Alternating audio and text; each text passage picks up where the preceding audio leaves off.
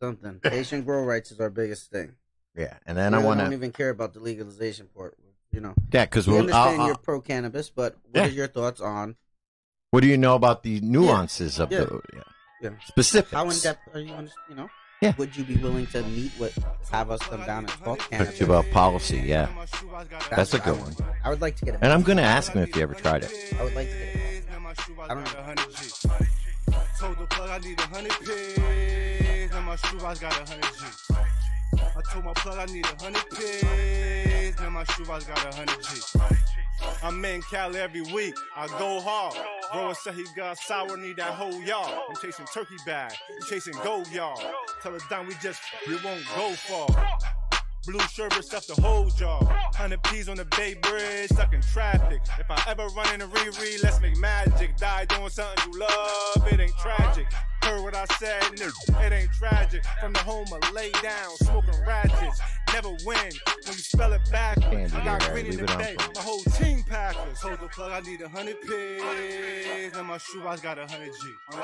I told my plug I need 100 pigs, and my shoebox got 100 G. Told the plug I need 100 pigs, and my shoebox got 100 G. I told my plug I need 100 pigs, and my shoebox got 100 G. Good afternoon. You are listening to Cannabis Corner on WNHHLP 103.5 FM, broadcasting live from downtown New Haven. We're also streaming live on TuneIn Radio and NewHavenIndependent.org. We stream live video on Facebook Live. Just go to Facebook.com, New Haven Independent, or just go to your Facebook page and look us up. And you can hit see first, and you can see all the other great shows that we have here on 103.5 WNHH. So we're ready here today. It is Monday. All right. We're back for another week. I was waiting for that music to stop. How's everybody doing? Music. I do like the background. We got to keep getting more, though. Yeah. I think we should change it every month. So I saw my boy TJ was watching. TJ, we need a song to put on TJ. TJ, you got put music? on our show. So come on, TJ. Send us a song, TJ. Send us a nice song. It's got to be clean, though. Clean version only. Yeah. They're professionals. Edited, mastered. Yes, these are all professionals. They know That's right. Clean version. So, how was everybody's weekend? I know we were all at the same party one night last week. Oh, yes. Yeah. that was nice. That was a fun party. That was like fun. Everybody in Cannabis in Connecticut was there just about. Yeah, a lot of the players. Right there. That was fun. That was a nice a little outdoor barbecue thing. Ricky D had the barbecue we had there. Some good barbecue. Bohemian High was there. Rich and Gloria. Anne-Marie. Brian. Good people. Aaron Romano. And Brian and his wife. Brian, yes. Oh, what's her first name? Don't I forgot. Okay. Oh, well. Okay, never mind. We will ask Brian when we see him. No, I do remember. I just Her name is Jessica. I just can't think of her it. name That's is how Jessica. you remember. Jessica. Yes. We know how Lou remembers. Shout out Jessica. She looked at me and she goes, "You're not going to forget my name, are you?" No. I said, And "No, now I never no, will I'm not." either. No, I never. That's perfect. Good way to remember. That's how I always remember. I have to associate it with somebody I know or something. Yeah. But so good. Yeah, that was fun, and it's good to see the industry come. come. Let's talk about the party a little bit. Who threw it? Let's talk about Jeff from US Hemp Care threw it. Yep. Hi, Lucas. He had Cody and Dylan and Joey were there. Yeah. Who are the cultivators? Yep. Pretty much, they're the cultivator guys. And then Jeff was there with his wife, she was very nice. Oh my gosh! And she invited me to come back for dinner because she said that she's one heck of a cook. So I cannot wait. I didn't get any of her chicken. She made the marinated chicken. That was hers? Yeah. Oh, very good. I ate it. The food was delicious. We had a really Food good time. Good. Ricky D's ribs. Yep, Ricky D was there. They had Brendan was there, not there. Ricky. No, I ran into Ricky the day after on the highway. I hope you didn't literally run into No, not at all. If you ever driving around New Haven, you can actually see when somebody in Ricky's truck is driving by because it's a completely branded truck. He does it right. He does it very, very cool. That was a great event. Then the band there, nice reggae band, nice kind of reggae playing band. all kinds of different things. An open bar. It was nice. Well, I didn't drink, but it was a long drive. But It was fun. It was really fun. Nice atmosphere, some nice CBD products. Yeah. He unveiled a little bit more of his product line. Yeah. It was nice to see some of the other purveyors there. Yeah. The dog products. That's was very right. Cool. It was really nice to see the cultivators, as you said. You know what I mean? So, it's just always nice to be around people in the industry. Like, that's one thing I think Connecticut, I wish we could just do a tad bit more. Is to be a little more community-like. Yeah, the and networking get together portion of it. Like, re-energize each other. I mean, so many ideas were popping across those tables. And it was a leisure event. It wasn't necessarily a business event. And it just kind of, just private. It just happens, you know what I mean? So that's a lot of fun. Yeah, I agree with you, Kebra. We do need more unity in the community here, in the cannabis community here in Connecticut. That was one thing I was always impressed. And it was nice to see Massachusetts. a lot of entrepreneurs there. So that was it was his purveyors. It was people in the business. So I had it was like great 3 business proposals that day. Look at that. I was like, this is a good day. Yeah. Business this is proposals when we are all good. get together. You know, it just kind of like click. It just flows. What else did we do this weekend? Did anybody go to Aaron's party on Friday night? I couldn't make it. I couldn't make it either. I was sick. Yeah. Why didn't I make it though? I think just didn't same know kind about of thing. it. There was like a bunch of stuff going on all at the same time. Yeah. But he had a party for Chris Mattei, who is running for Attorney General, who has come out and said he's pro-cannabis.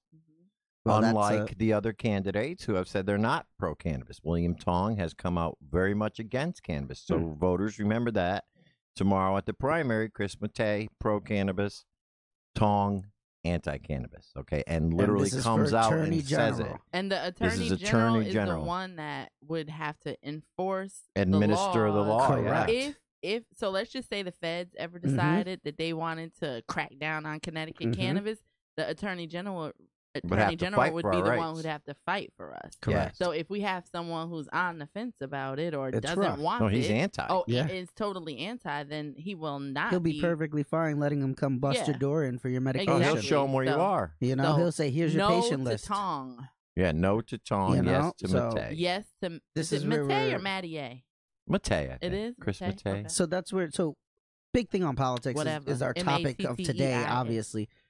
Because the primaries are tomorrow. The primaries are tomorrow. We tomorrow. have some primaries tomorrow. So, we're getting a lot of those guys and girls coming out and telling us their thoughts and views and what we're really hoping to get done in the next coming years. So, I'm really excited for today's guest. I really have to say. Today's guest is current mayor Joe Ganim and gubernatorial candidate Joe Ganim out of Bridgeport. And he's going to be on the show in about 10 minutes. He's going to give us a call. So anybody who has any questions for Mr. Ganim that are cannabis related, we only have a short period of time with him, so we're going to limit the questions to cannabis. I don't want to talk about tolls or anything like that with this conversation. And you know what? Realistically, it was awesome that he's given us this time. He's super busy. It's the day before the primaries, of course. So that shows a lot of character for a guy, too, I have to say. No, and look, I'm not going to hide. I like Joe Ganim. I really do. I really do. I like the whole comeback story. I like that whole thing. And I think he's doing a pretty good job in Bridgeport. And I think he's the kind of candidate with new ideas who is not going to toe the same line like Malloy. I see the difference in the two candidates as Ned Lamont is really for the rich. And he sees Connecticut the same old way.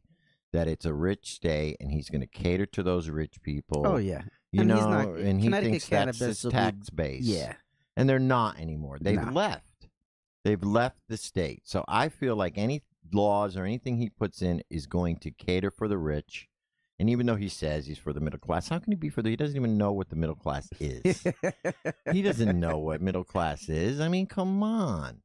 So he's not even been in politics. He just shows up out of the blue. Hey, I want to be your governor. I'm just a millionaire businessman. I want to be your governor. He talks like, hey, I'm a nerd. Anyway.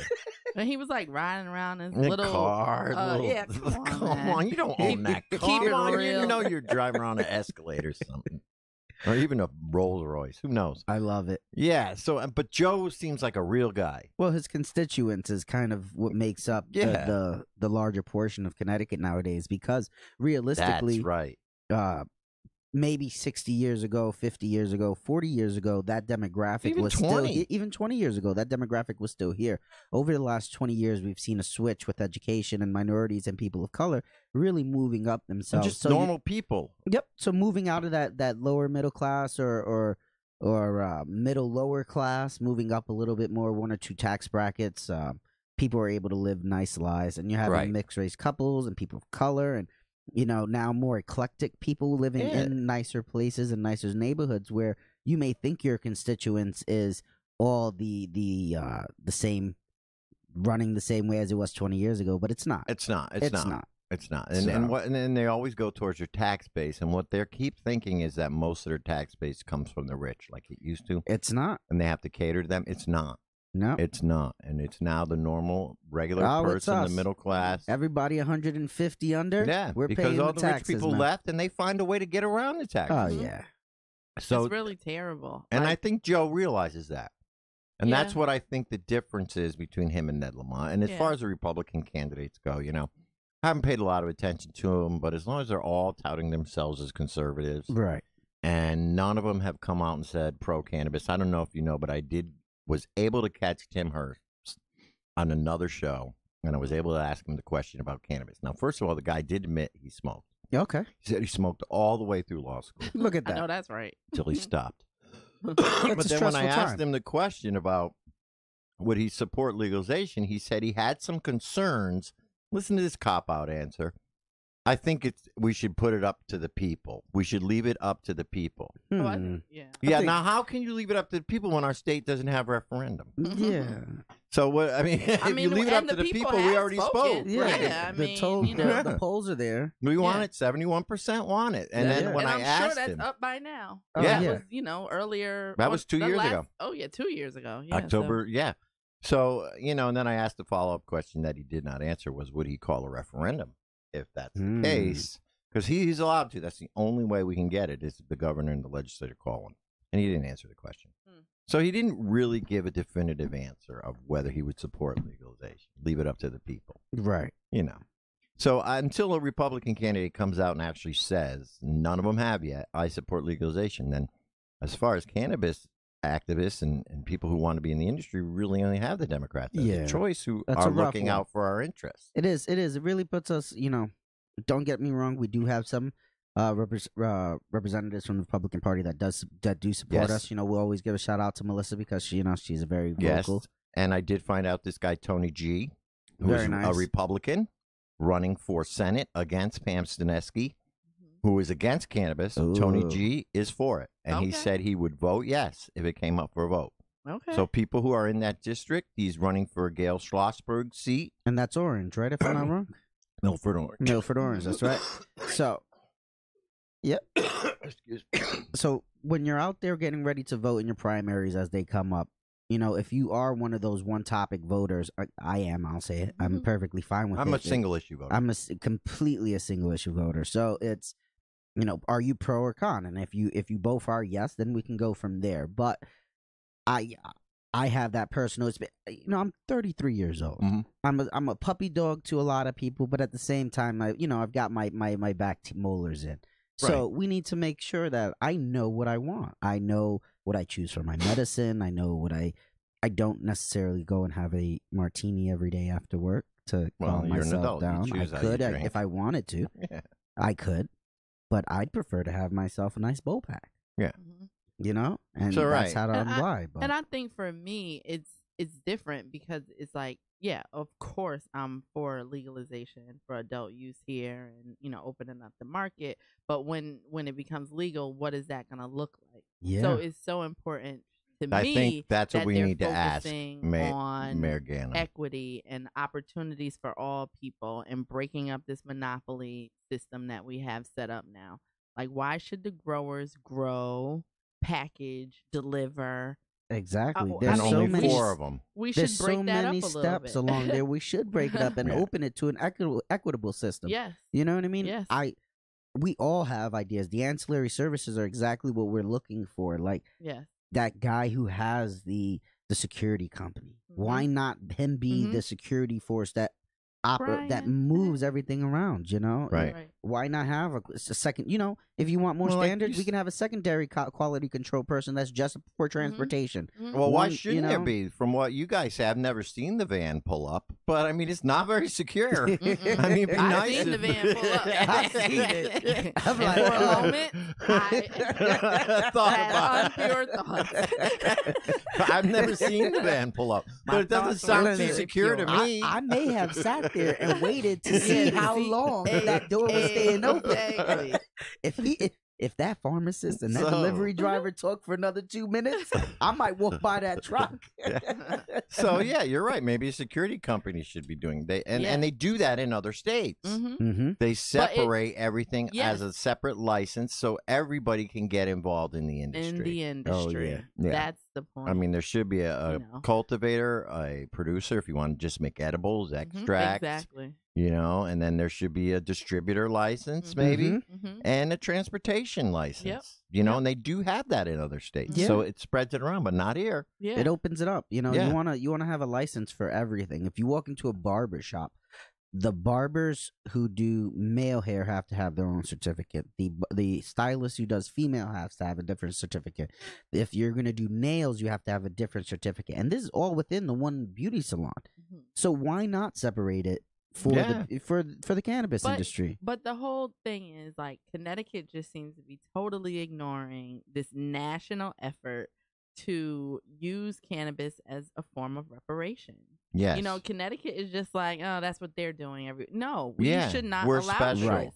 Like, you know, cannabis has damaged a lot of people in a lot of communities. But that attitude that this is a rich state. Excuse me. Let me say that right. The prohibition of cannabis has damaged many communities, many people, broken many families up, you know, and it's caused this stigma where people aren't even able to, aren't engaging in cannabis consumption for their health because of the propaganda that's been put out. The stigma. People would rather, you know, deal with chemotherapy than, you know, taking cannabis because they're afraid of that. Not yet. No, not yet. So, all right, well, we're going to ask our own. That's where I'm at with it. Like, there's been so much damage.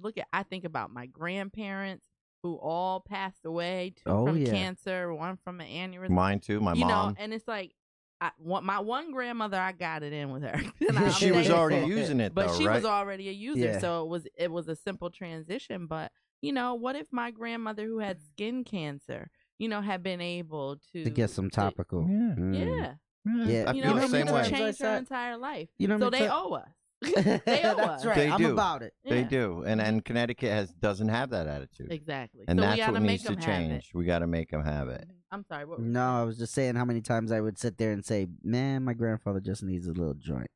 You know, it's just my mom too. He worked in the, you know, growing up in Brooklyn, he worked as a fishmonger, coming over from Puerto Rico, worked inside of a freezer his entire life that deteriorates your bones, deteriorates your muscles and everything. And when he was done, the pain was all over the time, you know. And when he retired, he moved back to Puerto Rico. And why not? Why shouldn't have he had something to relieve some of that ailment? I'm thinking about moving down there now, you know, just because of the warmth. Yeah. It would be good for you. What else do we have going on today? No, we're just waiting for Mayor Ganem to call. But, you know, in the meantime, I think, you know, these are the questions that we should be asking him. You know, I personally want to ask him right now in Connecticut, if you're a convicted felon, and this obviously ties in with him, you can't be in the industry.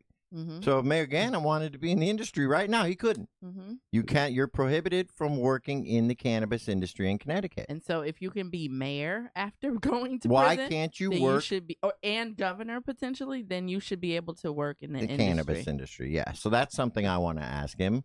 And because, you know, if he's talking about these second chances and second opportunities, his first chance, though, was a lot different than a lot of people that look like me. You know, so you can't really, you know, you come from a place, so you have to really, if you're really all about second chances. But do you think that would have made a difference in the city of Bridgeport? What do you mean? Whether what color the mayor was. What do you mean? And they got arrested and then tried to do it again. No, what I'm saying is that Mayor Ganem came from a good family, had great education. He chose to engage in illegal activity when he had tons of other choices. Yes. So his second chance is a lot different than what you would. If he's really for second chances, then he needs to be thinking outside of the box and just what worked for him, and think about the community at large that suffers from when they didn't have options. You know, it was either sell drugs or feed my family. You know, not that option. So that's that's something that is a little touchy for me, because that second chance thing, I love to hear it, and I know a lot of people relate to it, because someone just said to me on Saturday, if you go to prison, we were talking about this. He was like, well, the bottom line is when you go to prison, you're going to prison, and you're not a color, you're a number from there on out. And so the experience is basically the same. So that definitely puts some other things in perspective. But his ability even to come back and be mayor and potentially governor speaks to the difference of his second chance. And what we want to offer for, our community. You're 100% right on that, because if I ended up one day with a felony for something as trivial as the silly prohibition, knock on wood, hopefully that doesn't happen. But now, does that take my chance to come out of the industry? It does. All that's exactly what I mean. It's not right. So that's Trust where me, I know. It's not right. So that's where if potential Governor Ganim comes in and he says, you know what, that's right, there needs to be some type of reform, and separation for these things. So if you were, I would say, if you were convicted for a cannabis felony, that wouldn't exclude you from the industry, and that'd be on the governor and the attorney general and those higher ups there. So hopefully when you go to vote, keep this in mind, because it could be something as simple as, hey, I am a medical marijuana patient, and my attorney general is now not pro-cannabis and my governor is not pro-cannabis. So the federal government has decided it's going to go after patients. That's a reality, folks. And that is a reality. That is a potential reality. You get an anti-cannabis AG, and you get an anti-cannabis governor, which could be any of these Republicans, Yep, and then we're not protected. Then we're not that's protected anymore. That's the only thing. That was the one thing that, I remember as I was learning about the, difference between state and federal prohibition. They're like the states have their attorney general to enforce and protect from the feds coming in. Right. So if they're not on our side, we're jacked. Yeah, and I like, on attorney general side, I do like Chris. I have to say, Aaron Baxham.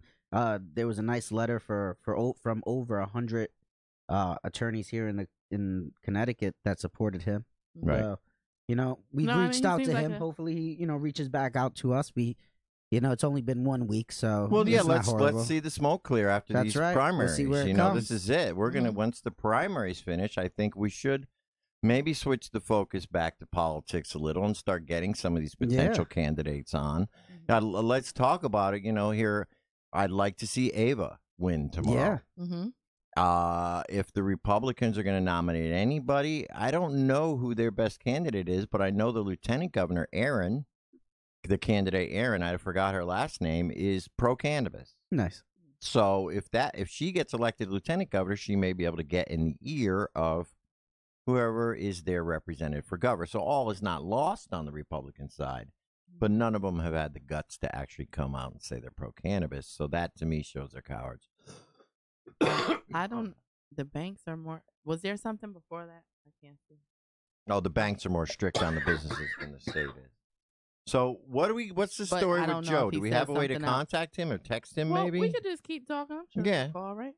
Let's see. Can you scroll up a little bit? It just seems. No, so that's it. The banks are. So the banks are more strict on these businesses than the state is. So I guess he's meaning federal.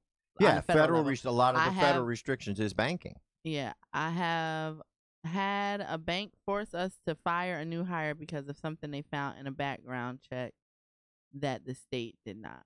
Wow. So in other words, what he's saying, when he worked at the dispensary that he worked at, he had to fire an employee because the bank did a separate background check on one of the employees and found something that the state did not. Oh, man. So what he's saying is not only do the employees in the dispensaries have to go through a state background check, the bank wants to know who's working in there, and they're checking the bank backgrounds of all the employees. Now, that's kind of crazy. Yeah. That is real, but that's what he's saying. Can please confirm? Just confirm if that's what's right, that the banks did it. Because I'm just confused. A separate banks normally aren't backing the because you can't even have a bank. Well, but remember they made a deal with the banks for CCC in the beginning. He hasn't worked there in a little while. Maybe he's not talking about that. He didn't say anything about dispensary. Yeah, I don't know. We got to see. All right, well we'll let him reply. So back to But I could imagine that federal background checks are a lot more extensive than state ones. Absolutely, I know for a fact. Yeah, if you get a federal gun permit as opposed to a state gun, it's a whole different process. State of Connecticut only has what you got arrested in Connecticut. Yeah. So the feds have everything. Yeah. Unless you have a warrant. Unless you have a warrant on your self, then of course that goes interstate. Okay. But they don't access unless you have a federal felony record. If you got busted in Florida and it was a misdemeanor or whatever, that could get lost in the shuffle through a Connecticut background check. I guess so. That's something to think about with federal legalization then too. Like if we do get legalization federally, like how we have to make sure those laws aren't written so that people with convictions can't be. Oh gosh, this will be terrible. It's not. It's an adventure. It's not terrible. Well, it could be. I said it could be terrible. It could definitely be things terrible. Aren't spelled out. Oh yeah, it could be. It could be really rough. It was almost sort of a relief last year when they didn't legalize cannabis. To be honest with you, because of the way the legislators are thinking. They're not ready for. They're not thinking Massachusetts. Not all of them. Some of them are. But the ones that are, that I don't know. Mm-hmm. I would have liked to have seen them start putting that cannabis commission together. Mm-hmm. That would have been a start. Mm-hmm. And then that was going to take time anyway, putting the commission together. Mm-hmm. Then getting the commission together to write the law. You have to remember that law just said that they were going to have a plan ready by October 2018. Mm-hmm. If they had voted that in, we would have been spending this time creating that plan. And that's the bottom line. The bill the problem was that it wasn't specific enough. But really, the bill they were supposed to vote on just said, we will establish a cannabis commission, and they will have a bill ready by October 2018 for vote in the 2019 session. That's what that bill was. Mm-hmm. And it would have been nice just to get a vote on that. It would have been nice, but, that going back and forth, that's kind of like with the tolls right now. There was no vote, but they put a $10 million plan together to do a study. Why wouldn't they do that for us? Exactly. That's kind of where we weren't ready, but okay, do a study or something. Problem is we were ready. I'm really big on the grow rights portion of things. I don't know. So I don't know what we have to do. Joe was exactly correct. Okay. I don't know what we have to do exactly to get them ready, but it just seems like they don't understand all of the elements. Because we come with policy. We're not. It's not like we're coming empty-handed. We're coming with policy. But we have bills they're not ready. Listening. We have the information. I'm going to tell you, that was the most frustrating part of this whole 3 years. Yeah, I've been doing this for 3 years, and they still don't listen. In other words, when I went to the hearing 3 years ago, the same guys were in there saying the same stuff 3 years ago. Right. And the legislators are still listening to it, but between those 3 years, it's been debunked. Right. So how are you going to tell me the same info you came to the hearing with, just with a different mouthpiece, and try to do it 3 years later when, and the legislators this year finally did push back a little bit on all that. Mm-hmm. But still, I agree with you, and that's what's most frustrating about Connecticut is really how backwards. And we're coming with the information. Yeah, let's not say we're not. We have the information. We're willing to do, and they did a couple things. Like they did have the women's coalition. Yep, that was nice. The panel. And that was in New Britain. Well, no, I was talking about the one actually in the Capitol. Okay. In the Capitol. In the State House that I was on the panel with one of the commissioners from Massachusetts. Yes. A few physicians. I guess they're trying, but there were hardly any legislators there. Right. So, and Lucas Gabriel just asked about dispensaries. So there are more than one dispensary in the state. There are actually 9. Mm-hmm. And they are in Bethel. 2 are in Milford.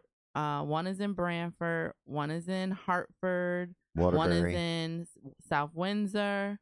One's in Waterbury, Bristol, and Uncasville. Yeah. Mm-hmm. So there are 9 currently. Yeah. And then awaiting growers. 3 to 10 more licensures in the next few months, hopefully. And then there's 4 growers. And we want to give a big shout out to everybody who's watching on all the different social media platforms, because the Facebook Live on the New Haven Independent is going well. The Facebook Live over on my feed's going great. Kebra's got Instagram going on. I got off Instagram because when we have Joe, Joe Ganem, if you're listening, we're ready. We're ready. Don't be scared. We won't bite. Yeah, don't be scared. We don't bite, but we're ready for you. And I really hope you call. Anyway, so back to the election tomorrow.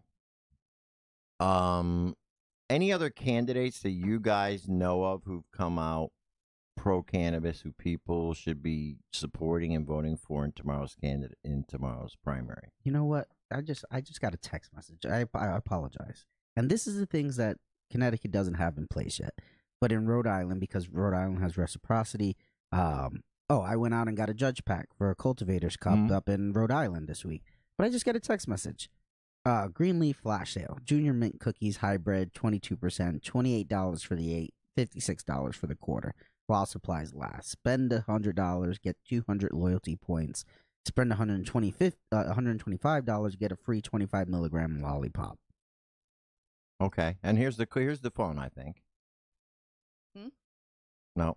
Okay. But isn't that interesting? Oh, well, here it is, a half hour. I got to read our thing. Well, but I get those emails from dispensaries. And they're always, not here. With not sales. Yeah, Arrow has sales, and they email me when they have specials. Not like that.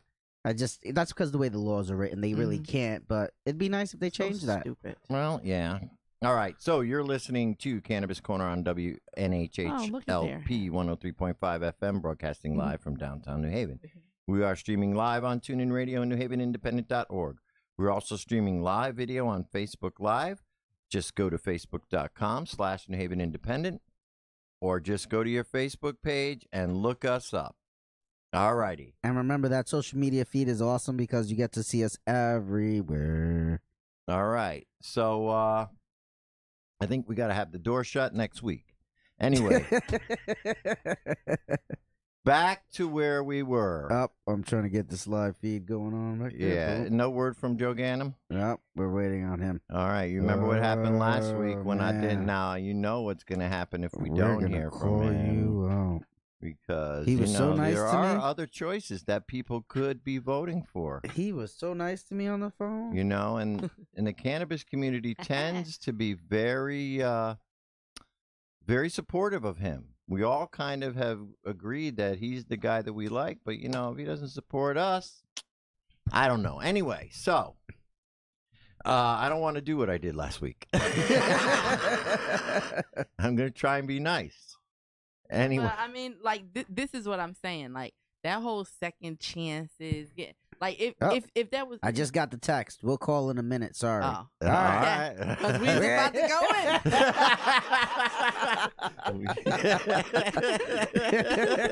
Because this don't sound like you deserve it.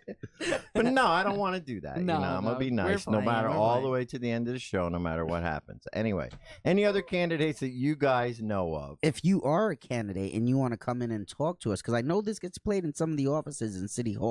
Oh. So, but I don't want no local. I want representative. I love New Haven. If you are representing a district and you want me to start a business inside of your district, let me know. Yeah.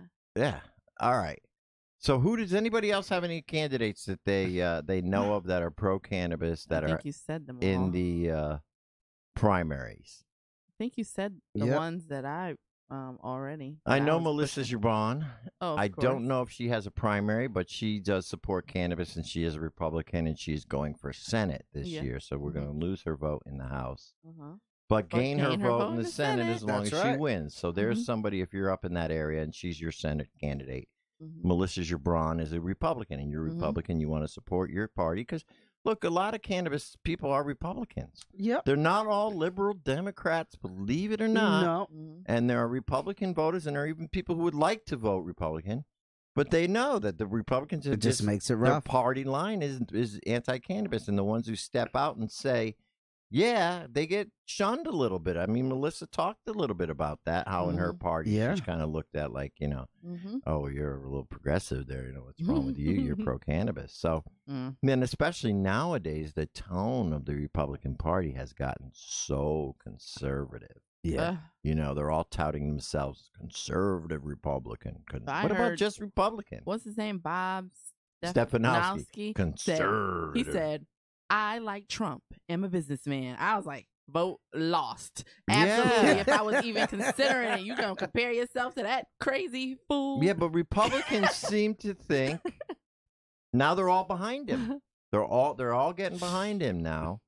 They seem to think his policies are working. I haven't seen any evidence in my wallet that they're working. I don't know about you. Trump's? Yeah. I don't know these tax cuts benefited me. Mine's a little, actually more. I'm going to tell you something. Since he went in office, my cost of living has gone up. I don't know. Groceries have gone up on me. Yeah. My cable has gone up on me. Heating oil has gone up on me, all since he's gotten in office. That's me. Now, maybe, but then again, I'm not a billionaire and I don't own a big business. And, so, number, he ain't my president. Not that, that number.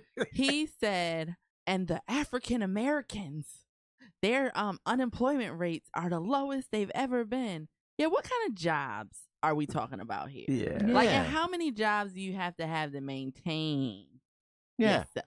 Though he wants us to. Yeah, we trying to pull you in, Harry. He wants to go off, all go. us to go work in the coal mines Yeah, again. exactly. Yeah, let's go. Let's put our hats on. Yeah. We're all going to go work in the coal mines and go back to all these old school ways of energy. Because if there were really supports here, it would be support for small businesses, for people who have been at disadvantage to get into business for themselves. Adequate health care being, not taking away health care. All these things would be. We don't need any more crappy factory worker jobs. Sorry, we don't need those kind of jobs. We need workers. We need and service industry are the new factory jobs. Right. Yeah. That's what I believe. Because back in the day, you could. We see Harry's hand go up. Well, I don't want to hear from you unless you have that call, because I know what you're going to. You can get in if you want, but you got to show me evidence that Trump's policies benefit me. I don't care about the rich people. I don't care about anyone but myself. Okay. And Kebra and Lou, our demographic, our age group, our medium income, low middle class. We're $50,000, $40,000 a year. Slow down, Joe. You can come on my show afterwards. How does that help me? Come on my show afterwards if you want. But look, you live in Connecticut, and Connecticut is screwed because all of these Democratic policies have crippled you. So when everybody's going, what has Trump done for me? Well, most of the cities run by Democrats that have been run by Democrats for the last 10, 20, 30 years are suffering because of the. Why don't you just go look at Florida? I am looking at Florida. Right, very closely. Look who's running Florida. Who's been running Florida? The Republicans. You look at certain states, and they benefit from these policies that help the small business owner. Joe, you know how hard it is to start a business here. In Florida. Anyway. His policies just killed the solar industry in Florida. Come to my show next, And his policies just killed the cannabis. He let go of all those EPA regulations on the sugar industry, and they started dumping their crap in the rivers, and look what happened. All that red tide is because he lessened regulations. Yeah, my cousin lives down there. She said it's the worst ever only been. Trump, only under Trump has people dumped. Of course they have, but now they have permission to do it. They didn't have permission before. They were doing it illegally. Now they have permission. Anyway, back to weed. Yeah, back to weed. And Joe, I'm sorry. It's 1:40. Hi, Miranda. We're still waiting on you, so it's getting close. Anyway, so let's get back. I don't want to lose. He's got his finger up in the air. Is it him? Hello. Hello. Hi, Joe Gannon calling in. How are you? Yeah. Hey, Mary we almost were giving up on you. How are you today, No. Mary Gannon? I'm just trying to play catch up with everything. Thank you so much for your patience. Oh, we appreciate you taking the time out for us. Thank you, sir. Thank you. We know you have only a limited amount of time, so we wanted to get right to the point. We know, the show is pretty much about cannabis. We know you're running for governor. We know the primary is tomorrow. And we want people of the cannabis community, our listeners, people to know, A, where do you stand? You've come out and said that you are in favor of legalizing cannabis. Yeah, where do you stand? Yes, I do, and I am. I did come out for it. I do support it, and I will, as governor, put forward and support the state moving forward on the legalization. How that bill takes shape and so on, we certainly want input from people who know more about what some of the success stories are and maybe some of the things that have been done in other states that are not perfect, and so we can learn from that on a lot of fronts. So I'll open it up with that, and then maybe some follow-up questions if you have them. Yeah, we do. We have quite a few. Oh, well, thank you for coming. Absolutely. We really, really appreciate you taking the time.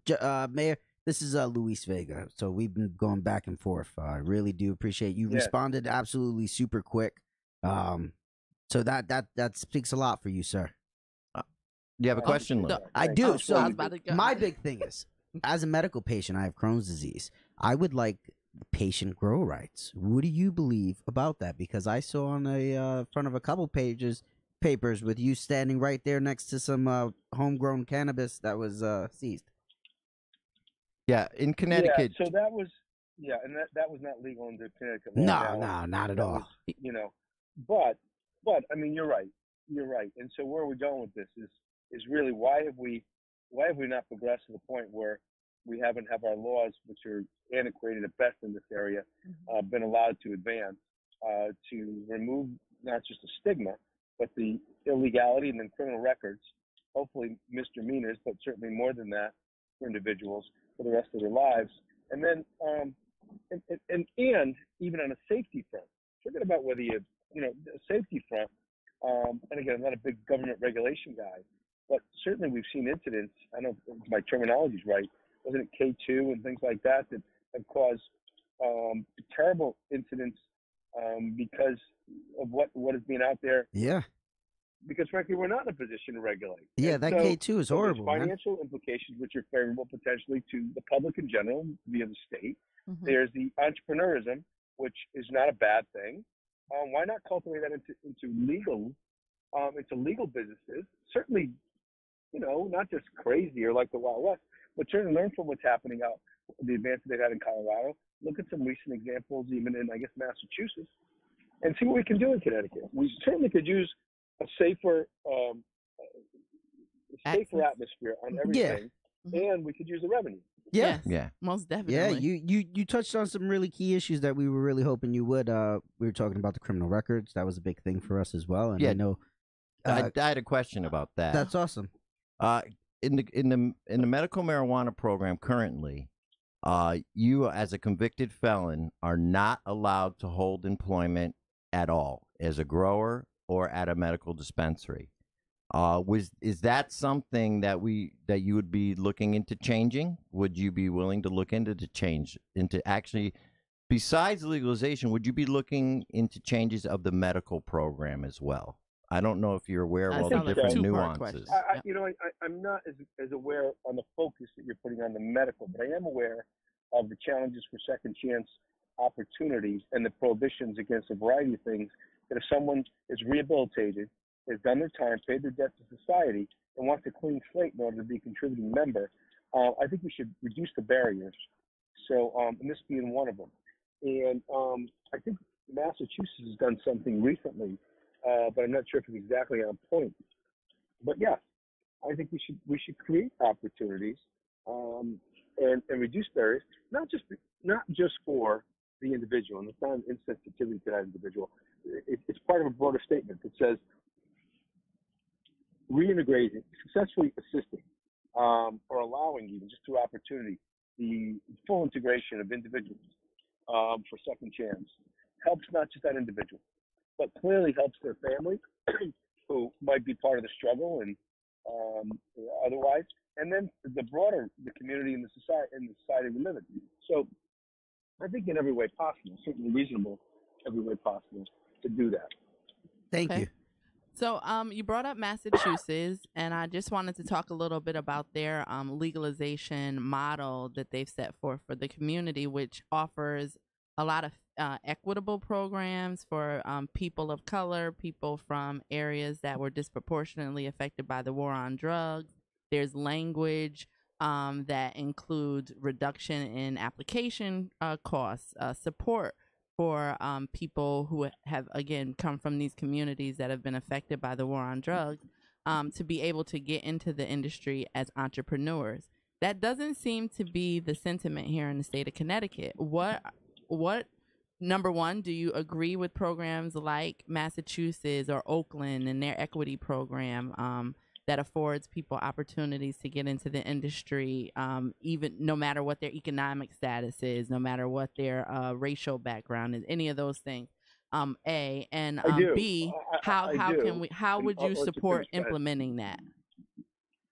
Yeah, so I do, and I think we should reduce barriers and create incentives along the same lines. And I don't, I think that certainly be, as we would with anything, certain level of responsibility taken on by all of us. Mm-hmm. But sir, absolutely I do. And I look back to even when the crack cocaine laws, before they were somewhat modified, and they had a disproportionate draconian impact on certain individuals, mostly people of color. And where it was seen, I think correctly so, that cocaine, for instance, was a more of a white drug. I don't mean white in color, I mean white by use ethnically. And crack cocaine, if you multiply that, a multiplier effect, at least in the federal guideline type situation. So with this, I think we should. And I know there's some, you said Massachusetts, they've done some things there. I think we can replicate, but I don't think it's the hurdles that they need to kind of work through. At least and again, I'm not as in-depth on it as probably you are, but certainly it was more. So now, would you be willing to take some time? We recently met with the council here in the New Haven City Hall. We met with the mayor. We met with some of her lieutenants and other key city officials. Do you happen to have like a weekly or monthly meeting that you'd love for us to come down and we can talk a little bit, give our little presentation to you guys? Because and I'll follow that with just explain a little bit more of what our goal is. Our goal is to have inner city based like cannabis coalitions or I would. Yeah, I would. Okay. I don't have a weekly meeting. I don't know what Tony does as far as weekly meetings. I haven't had a weekly monthly. I apologize. Weekly meeting on this, but I'd be willing to and would be interested in it, and would bring people in from my staff, from my cabinet, to be a part of it. And if we do it at the right time in the future, and I'm in the position I hope to be in, at least as far as the Democratic nomination tomorrow, and then after November, I'm certainly going to want input. Awesome. As I'm sure legislators will. If we're going to move forward on legislation, we're going to want to make sure we do it right. For good, positive legislation, and that we're able to garner broad-based support so that we can get this passed in the General Assembly. Great. Thank you. Now, keep us in mind. We're definitely willing to help you out in any way you can. Right. I mean, and then we definitely have resources in other states that would be willing to provide whatever information that is needed to really develop a great inclusive program here in Connecticut. Right. And you can come down to. So let me ask you, what do you think if you were to replicate one particular state? It's probably an unfair question because you probably say take pieces of different places. Would you say is the best model right now? Massachusetts, hands down. Yeah, we all agree it's Massachusetts. Okay. Yeah, it's got that East Coast flavor. It's still, in other words, we realize the difference between the West and the East. And it has, the West tends to be a little more lackadaisical, a little more loose. It has that East Coast structure to it, but yet it's very fair and equitable in the way it's laid out. And they really put a lot of thought into planning their commission and the type of people that they have on the commission. They put a lot of thought into the implementation of the law and how it was written. The people really had a lot of input, and I think that would be important here as well. Yeah. I mean, I'm going to just be honest with you real quick. judging by the way they set up the medical marijuana program in here, it was structured for those. I'm going to just come right out and say it was structured for the rich. And it has now been set up as a monopoly for 4 growers and 9 dispensaries. And they have all kinds of regulations keeping people out who don't necessarily have a lot of money. And if that's any indication of how the past, administrations have decided to set up medical marijuana, we'd like to move it into more like a Massachusetts structure, so it's not so geared towards the rich. And you may not be aware of really how everything is set up, because I know this isn't, it's very specific. We just do this all the time. Yeah. But, for instance, the growers here, the 4 growers, they grow, package, and deliver the cannabis. They do all of, and provide security, all that stuff. In other states, transportation or security is a separate entity. Extractions and edibles, that's a separate entity. Manufacturing, manufacturing and productions are all separate entities. So that allows for more people to like that too, I think. Correct. Yeah. Yes. And that's how Mass does it. Yep. So that's what we liked about it. They have different levels of licenses. And, so we can break up that monopoly a little bit. And you can't get a you can't get a grower's license and I don't know if you call it a seller's license in Colorado either. You do one or the other, right? Correct. One or the other. And you can't do that in Connecticut either. I don't believe. But there are states like New Jersey who have vertical integration of their businesses. So, if I was a grower, I could get with Lou, who is good at distribution, and I can get with Joe, who's good at extractions and things of that nature. And then we can get another person who can transport, and we can all work together under one license and implement a program. But I mean, that might be a little just too hard. But there are other things to look at. And so I think before we do go forward with legalization, we really need to have a clear understanding of what could work in Connecticut. So, and it sounds like you'd be willing to have those conversations. Yeah, that's what we like about you, Joe. You sound like more for the people. And I think then we got to be smart about what we put together, one that makes a good outcome, and then we've got to work through under the right with the right team to have, again, legislature understand what it is, and the general public. Right. Because as much as you and I kind of get it, there is a generation, I don't mean to be generational, a generation that is probably a little slower on this and sees no particular reason why, unless maybe it's money. I don't mean money for them, I mean money for the state. I would think it was a good idea. And then I would look at some of the revenue sources to be targeted, whether it's towards opioid crisis or other issues that could be related socially through other substance abuse challenges that people might have in the society. I think we can point to, legitimately so, and for the right reasons, ways in which we apply some of the benefits that are right now going untaxed, going through illegal channels, and be funneled through and be used constructively for, we'll call it collectively, the betterment of all of us. The state, right? Yeah. And I think that generation you're speaking of. Remind your listeners too. Tomorrow is kind of an important day. Yes. Oh, we have been talking about it all. What's going on tomorrow? Yes. So all let's day talk. we've been that's what the whole about. Let's gist let of the you show have was our before you last came couple on. of But minutes. you give your plug now, Joe. Yes. Tell people how to vote for you, how to get in touch. You go ahead. You know what? The plug is this. It's my plug a little bit, but it's really. Let me just start out generally to your listeners and everyone. Tomorrow is an important day. I don't want people to go about themselves and say, "Oh, I'll handle this in November." You know what? Primaries sometimes are tantamount to picking who will be the next, in this case, the next governor. That's the office I'm running for. And as mayor, with my experience and I think proven results of getting stuff done, I'm the best one with the most experience to put Connecticut back on track. I'm clearly maybe understated in how progressive I am on a variety of things, especially socially, and very, very conscious financially to put, with the experience, to put our state, as I say, put back on track so we can deal with some of these challenges. That just happens that marijuana brings 2 elements in. One is time has come, and 2, it could also help to a certain extent financially. That's not a bad thing. Not a bad thing at all. Appeal to a broader base, I would hope, as we look to move forward with this. But I hope people give me a chance. I want to build a new Connecticut economy that works for everyone. I've been a fighter. I'm a grassroots guy.